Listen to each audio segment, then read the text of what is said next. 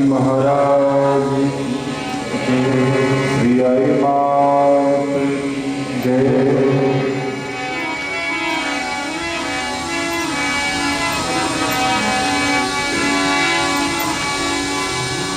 गोविंद बोलो हरि गोपाल बोलो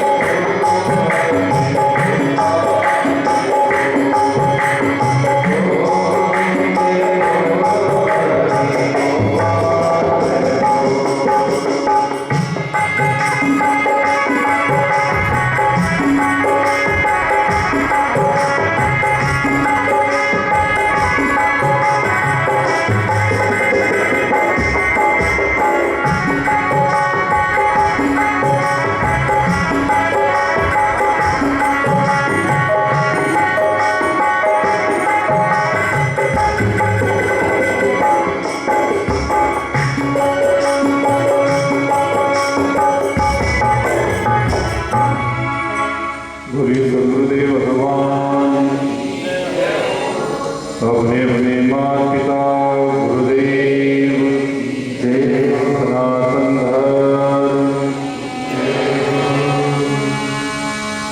गुरुर्ब्रह्मा गुरुर्विष्णु गुरुर्देवो महेश्वरः गुरुर्साक्षात् परब्रह्म तस्मै श्री गुरुवे नमः। करिघोरघोरं करुणावतारं संसारसारं भुजगेन्द्रहारं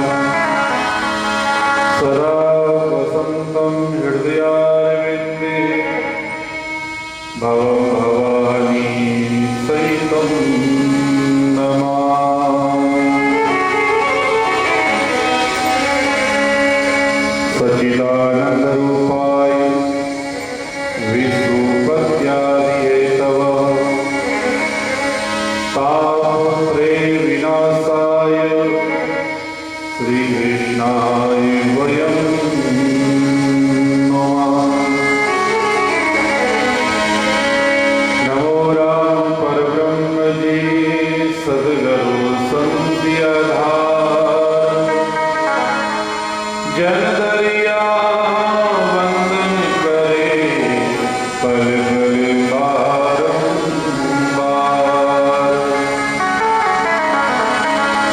नमो नमो हरि गुरु नमो नमो नमो सब संत जन दरिया वंदन करे नमो नमो भगवंत।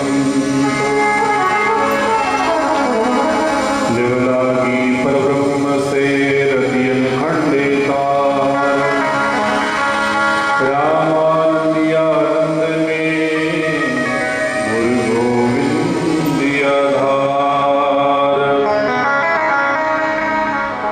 बोले सद्गुरुदेव भगवान अपने अपने माता पिता गुरुदेव बोलो राम राम। आवाज पूरी नहीं है। आज मंगलवार को व्रत है तो जीते जेकार लगा हनुमान जी महाराज गीती जल्दी सुनो। बोले हनुमान जी महाराज तो भगवान की पावन कथा राम कथा भगवान की पावन कथा चल रही है और सुंदर कथा अखिल कोटि ब्रह्मांड नायक परम पिता परमात्मा के पावन चरणों में दंडवत प्रणाम करते हुए आदि आचार्य श्री दयाल जी महाराज के पावन चरणों में वंदन करते हुए यहाँ सभी विराजमान हमारे रुगाराम जी उदयराम जी कियाराम जी दुधाराम जी अपने रतन जी दुधाराम कुमावत और हमारे भक्त पधारे बाड़मेर से है अशोक जी और सभी माता शक्ति जो भजन श्रवण करवा रहे थे सुना रहे थे और सभी भक्त आए हुए हैं। आप सबको बहुत बहुत साधुवाद और बहुत धन्यवाद। और कलाकार वृंद हमारे मेघराम जी पटेल महेंद्रनाथ जी और पूनम जी ढंगे ईश्वरपुरी जी सभी भगवान के भक्त अपने मन में वो विचार हो 2 महीना चौमासो हुई 2 महीना कथा सुना। जब चौमासो पूरा चालू नहीं हुई तो पहले चिंता है कि कर 2 महीना चौमासो हुई 2 महीना की कथा हुई और अपने मन में भी वही भाव होता है कि भाई 2 महीना कथा सुननी है। लेकिन धीरे धीरे करता करता 40 दिन तो 42 दिन तो पूर्ण हो गया। अब मारे ख्याल में मुश्किल हो गए 10-12 दिन शेष है। तो कहें कि बहुत गई थोड़ी रही थोड़ी छिन छिन जाए के नट नटने से ताल में बंगना है। जीवन वास्तविकता अगर देखी जाए तो जीवन भी हमारा धीरे धीरे धीरे धीरे उम्र तो निकलती हुई जा रही है। अपने मन में विचार आवे कि दीपावली आए तो फिर त्योहार होली आवे करता करता फिर इंतजार करा कितना महीना रहा दीपावली का 2 महीना दीपावली पूरी हुई फिर होली का लोग तैयारी चालू करी और यूं करता करता कहीं की थी तो दिवाली की थी और की थी होली की। लेकिन जीवन जो अपनों जो जीवन है अपनी जो आयु है बात धीरे धीरे कम होती हुई जा रही है। सब आयु बहुत जल्दी निकलती है। महाराज समय का कोई भरोसा नहीं है। समय तो दौड़ते हुए जा रही है। तो शास्त्रों में कहा है कि समय का चक्र तो चलता रहता है लेकिन हम अपने कर्मों के अनुसार फल भोगते रहते हैं। भगवान वनवास में है और साथ में लक्ष्मण जी सीता जी का रावण हरण करके लेकर गया। आश्रम में गए तो महाराज सीता जी मिली नहीं। गरुड़ देव से महाराज वापिस ढूंढते ढूंढते जब निकल रहे हैं तो कहते कि महाराज गरुड़ देव देखा कि खून से लथपथ है। और उस समय महाराज कहते हैं कि भगवान ने गरुड़राज जी को, गिरिराज जी को, जटायु जी को अपने गोद में बिठाया। जटायु जी ने कहा कि प्रभु रावण सीता जी को लेकर के गया और मेरा जितना प्रयास था उतना मैंने प्रयास करके बचाने का प्रयास किया, लेकिन मैं सीता जी को बचा नहीं पाया। तो भगवान ने देखा कि पक्षी होते हुए भी कितनी राम भक्ति है। पक्षी जो है उसमें भी देखो कितनी भगवान के प्रति श्रद्धा और कितनी भगवान के प्रति भक्ति होगी। और हम लोगों को तो भगवान ने मनुष्य बनाया, और भगवान ने मनुष्य बना करके भी हमारे जीवन में अगर भक्ति ना हो तो हमारे से श्रेष्ठ कौन है? हमारे से श्रेष्ठ कौन है? एक बार कहीं महाराज कहते हैं कि खूब पशु पक्षी जीव जंतु सब इकट्ठे थे, सब लोग इकट्ठे थे और उनमें सब लोगों ने कहा कि सबसे श्रेष्ठ कौन है? सबसे श्रेष्ठ कौन है? और महाराज बंदर कहने लगा कि सबसे श्रेष्ठ अगर कोई जीवन में अगर किसी को योनि मिली है, कोई मिला है, तो मनुष्य से बढ़कर के कोई श्रेष्ठ हो ही नहीं सकता। कौवे ने कहा कि नहीं, मानव श्रेष्ठ नहीं है। मानव को जब भीतर के अंदर स्वार्थ आता है ना, तो आदमी के अंदर स्वार्थ आती आदमी बदल जाता है, आदमी बदल जाता है। इस संसार में अगर कोई ईमानदार है तो महाराज वो कुत्ता है कि जिसको 2 रोटी डालते हैं और वफादारी से पूरी रात घर की रखवाली करता है। अब बंदर में और कौवे मामा में, महाराज बंदर मामा में कौवे में आपस में ये बातें चल रही। वो कह रहा श्रेष्ठ वो है, वो कह रहा श्रेष्ठ वो है। दोनों में आपस में इतनी तकरार होगी, इतना बात बढ़ गई। तो महाराज कौवे ने कहा कि समय आने पर मैं बता दूंगा कि सबसे श्रेष्ठ कौन है, सबसे श्रेष्ठ कौन है ये मैं बता दूंगा। धीरे धीरे समय बीतता गया, समय निकलता गया और एक बार की बात है कि एक कोई राजा शिकार करने के लिए गया और घूमते घूमते महाराज जंगल में कहीं रास्ता भटक गया। राजा ने सोचा कि अब रात को कहाँ जाऊं, तो सोचा कि मैं एक पेड़ पर चढ़ करके और आराम कर लूं और सवेरा होगा तो सवेरे वापस अपने नगर की ओर निकल जाऊंगा।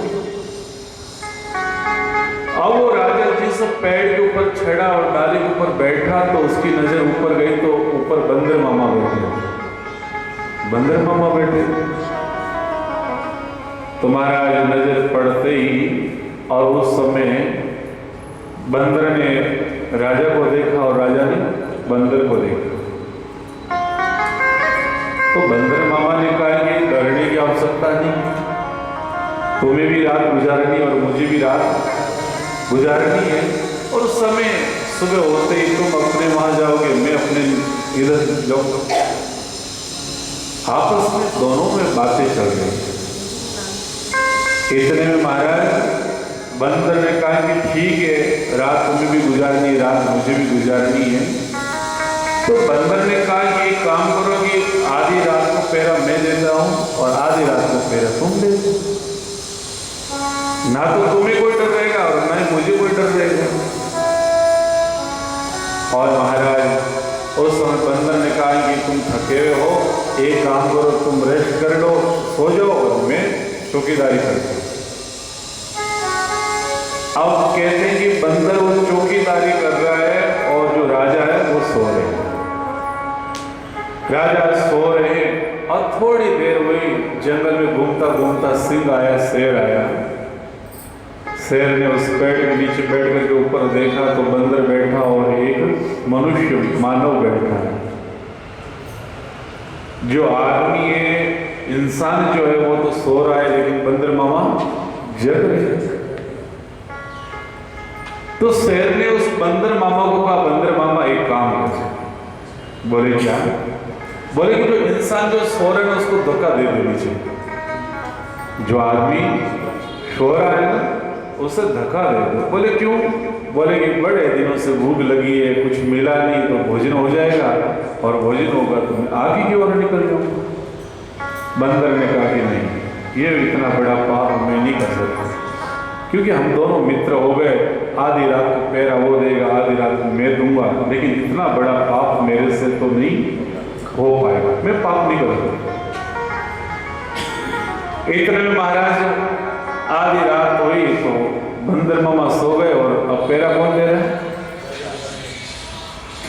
राजा ने उस बंदर को महाराज सोने के लिए कहा, और पैरा देने के लिए अब राजा ने पैरा दिया। वही सिंह महाराज राजा को कहने लगा, बोले तुम काम करो, ये जो बंदर सो रहा है इसको धक्का दे दो और मेरा भोजन बन जाएगा। बोले इसको धक्का दो। राजा ने कहा कि नहीं, ये मेरा मित्र, मैं धक्का नहीं दे सकता, मैं धोखा नहीं कर सकता। तो शेर ने कहा कि देखो सवेरे होती बंदर तो इस पेड़ से उछल करके दूसरे पेड़ पर जाएगा, तीसरे से चौथे से वो तो निकल जाएगा, लेकिन तुम्हें तो इसी से नीचे उतरना पड़ेगा। जाओगे कहाँ? तुम्हें तो यही उतरना पड़ेगा पेड़ से। और बंदर का तो क्या है, बंदर सवेरे होते ही वो तो यहाँ से कूदेगा, वहां निकल जाएगा। बोले राजा, अगर तुम्हें जीवित रहना है तो एक ही उपाय है, इस बंदर को धक्का। राजा के दिमाग में आया कि बोले कि बात तो सही है, सवेरे होती बंदर तो निकल जाएगा, बच्चा तो मैं ही हूं। बोले कि अब अगर जीवन को बचाना है तो बंदर को धक्का देना पड़ेगा। बोले इस प्रकार से जैसे स्वार्थमय, जैसे अपना स्वार्थ दिखा कि बोलने एक ही बचने का उपाय है।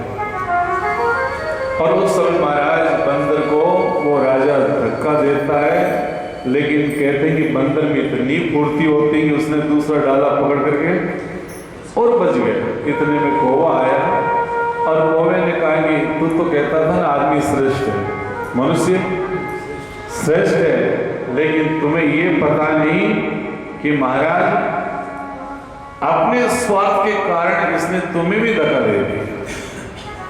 महाराज उस कौवे ने कहा कि सबसे श्रेष्ठ कौन है? जिनके अंदर गुण हो, जिस कभी जीवन में स्वार्थमय भावना नहीं रखता, वही भगवान का भक्त और वही श्रेष्ठ होता है। ताकि बड़े भाग मानुष तनु पावा, दुर्लभ सब ग्रंथन को गावा।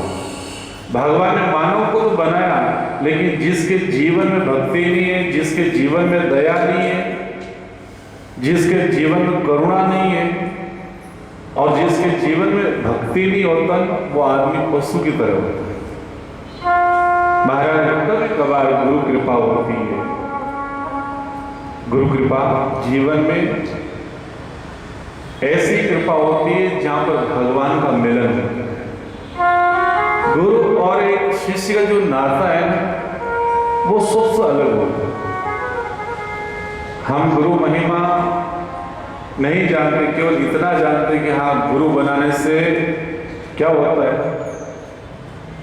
जैसे कोई बूढ़ा आदमी जब गुरु नहीं बनाते हैं तो कोई गांव में जाते हैं संत, जय महाराज मेरा पोता दौड़ता आए, बोले महाराज जल्दी चलो घरे जल्दी चलो। बोले वियो भाई, बोले महाराज जो दादाजी मेरे नुगरा ही है बार तक सुगरा, और कहीं का मरने के बाद भूत बढ़ जाए तो से जल्दी करो, गुरु दीक्षा दे दो तो माने विश्वास हो जाए माने मुक्ति। अब बताओ कि लास्ट समय अगर गुरु धारण करे तो जीवन में ज्ञान तो मिला नहीं, केवल गुरु धारण करने से क्या हुआ? जीवन में गुरु धारण इसलिए करते हैं कि जीवन में ज्ञान मिला, जो परमात्मा का ज्ञान है। मनुष्य शरीर क्यों मिला? बार बार नहीं मिलता है, अनेक जन्मों का पुण्य होता है तब जाकर के मनुष्य जीवन मिलता है, कि गुरु के द्वारा हमें सीखने को मिलता है। तो महाराज एक सुंदर सा वर्णन आता है कि भगवान राम जी और लक्ष्मण जी ढूंढते हुए सीता जी को आगे की ओर बढ़ने लगे। कहते हैं कि महाराज ऐसा सुंदर आश्रम को देखते जिनका वर्णन करता है कि महाराज चारों तरफ सुनसान है, वृक्ष लगे हुए हैं और अनेक वर्षों से जैसे वहां कोई साधना कर रहा है, अनेक वर्षों से जिनका भगवान की प्रतीक्षा कर रहे हैं और भगवान वहां पधारते हैं, वो कहते हैं सबरी का आश्रम है। सबरी का आश्रम जहां पर भगवान को बुलाया नहीं गया, भगवान स्वयं गए, भगवान स्वयं गए सबरी का आश्रम। और जब भिलनी जाति से थी, युवावस्था में थी, तो महाराज खूब संतों की सेवा करती। जिस रास्ते से महाराज संत निकलते उस रास्ते को पवित्र करते, साफ सुथरा करके और गुप्त रूप से सेवा करते थे। और कहते हैं कि उसके ऊपर दृष्टि पड़ती है मत्तम ऋषि। मत्तम ऋषि कहते हैं कि बेटा तू इतनी सेवा करती है, तो अब मेरे आश्रम में रहे और भगवान की भक्ति कर। सबरी मत्तम ऋषि के आश्रम में रहती है। धीरे धीरे समय निकलता जाता है। एक बार मत्तम ऋषि कहते हैं बेटा आज मैं इस शरीर को छोड़कर के भगवान के धाम में जा रहा हूं। सबरी खूब रोती, आंखों में आंसू आते, बोले प्रभु मुझे संसार में माता पिता का प्रेम नहीं मिला, लेकिन गुरु का प्रेम मुझे, गुरु का प्रेम नहीं मिला। और अगर आप ही अगर मुझे छोड़ करके चले जाओगे तो मेरा क्या होगा? मुझे संसार में कौन अपनाएगा? बोले कि आपके मिलने के बाद में तो मुझे ज्ञान हुआ और भगवान की भक्ति का मार्ग मुझे मिला। सबरी गुरुदेव के सामने रोती है तो गुरुदेव कहते हैं कि देख बेटा इस संसार में जो आया उसे एक दिन तो जाना ही पड़ेगा, एक दिन उसे जाना ही है। इस संसार में कोई अमर नहीं है। हर व्यक्ति को जिंदगी जो भगवान ने जीवन दिया उसे एक दिन छोड़ करके तो जाना है। इस संसार में कोई अमर नहीं, लेकिन फिर भी बेटा तुम रो नहीं, मैं तुम्हें आशीर्वाद देता हूं कि बेटा एक दिन भगवान दर्शन देने के लिए तेरी कुटिया में पधारेंगे, ये मेरा आशीर्वाद है। गुरुदेव ने ये आशीर्वाद दिया। अब आप विचार करो कि वो सबरी कितनी भाग्यशाली होगी। अनेक तपस्या, अनेक वर्षों से तपस्या करने वालों को भी भगवान के दर्शन नहीं होते, लेकिन एक गुरु कृपा ऐसी होती है कि सबरी को आश्रम में भगवान दर्शन देने के लिए स्वयं को आना पड़ेगा। कितनी निष्ठा होगी, कितनी गुरु के प्रति श्रद्धा होगी, कितनी करुणा होगी। अब विचार करो कि सबरी की भक्ति और हमारे भक्ति में कितना अंतर है। हमारे अंदर भक्ति में क्यों? क्योंकि हमारे दृष्टि में क्या भेदभाव है। हमारे दृष्टि में जिसको हम गुरु वारण करते वैसे वही है, बाकी दुनिया में कोई है ही नहीं। और दूसरे संतों का अवगुण निकालते दोस्त के भागी हो। बिच्छू बड़ा चाहे बड़ा हो चाहे छोटा, झेर तो सबके अंदर होता है। भले छोटा होगा तो भी झेर उसमें होगा। ऐसे गुरु चाहे बड़ा हो चाहे साधु कैसा भी हो, लेकिन ज्ञान का भंडार सबके भीतर रहता ही है। सबरी को आज आशीर्वाद मिला गुरु का, और गुरु ने आशीर्वाद दिया एक दिन भगवान दर्शन देने के लिए आश्रम में पधारेंगे। सबरी को भी गुरु के प्रति बहुत विश्वास था कि उनकी जो मुंह से जो वाणी से निकल गया तो वो तो 100% होना ही है। हमारे भी जीवन में ऐसी भक्ति, हम अपने गुरु के वचनों को पालन करने के लिए इतना विश्वास है, तो विश्वास है। हमें कोई गुरु कहे और हमने गुरु बना लिया, लेकिन शब्दों के अगर ऊपर श्रद्धा नहीं है, विश्वास नहीं है, तो वो गुरु बनाए भी कोई काम के नहीं है। उनके अगर शब्दों पर विश्वास कर ले तो वो बेड़ा पार। हमारे ऋण की परंपरा में कहते हैं कि बलराम दास जी महाराज के दादा गुरु जी, मेरे दादा गुरु जी थे, और वहां पर कोई बाणियापुर शेठ जी थे, और शेठ जी ने जाकर के कहा बाबू जी मारे पोतन भूखा रहो कहीं करूँ। तो उस समय बलराम दास जी महाराज ने कहा था कि कुछ भी नहीं करना, केवल गरम हलवा बना करके गरम गरम हलवा खिला दो। तो उनके मन में ये आया, सेठ जी ने कहा अगर हलवा खिला दिया, अगर प्राण छूट गए तो, हलवा खिलाने से अगर कुछ हो गया तो तब दादा गुरु जी का अब मत खिलाना, अगर खिला दिया तो अब वो बच्चा जो शब्द के दिया वो कर लिया तो उसका तो कल्याण निश्चित रूप से। सबरी को अपने गुरु के वचनों के ऊपर दृढ़ विश्वास था कि गुरु जी ने कहा तो वो तो 100% होना ही है। गुरु जी तो चले गए भगवान के सुधाम में। अब तो सबरी आश्रम में रहती और सुबह जल्दी उठ करके नित्य कर्म करके और आश्रम में साफ सफाई करती, बोर लेने के लिए जाती, फूल लेकर के आती, माला बनाती और दरवाजे के ऊपर आकर के प्रतीक्षा करती कि कब भगवान आए और कब मुझे भगवान दर्शन देंगे। धीरे धीरे करते करते महाराज कई वर्ष बीत गए। अब सबरी का बुढ़ापा आ गया, सबरी का बुढ़ापा आ गया, लेकिन फिर भी हमेशा वही था नियम कि सुबह उठ करके नित्य क्रम से निवृत्त होकर के और दरवाजे पर बैठ करके भगवान का इंतजार करते सबरी प्रतीक्षा करते। और महाराज किस प्रकार से वर्णन करते हैं, बोले सदगुरुदेव भगवान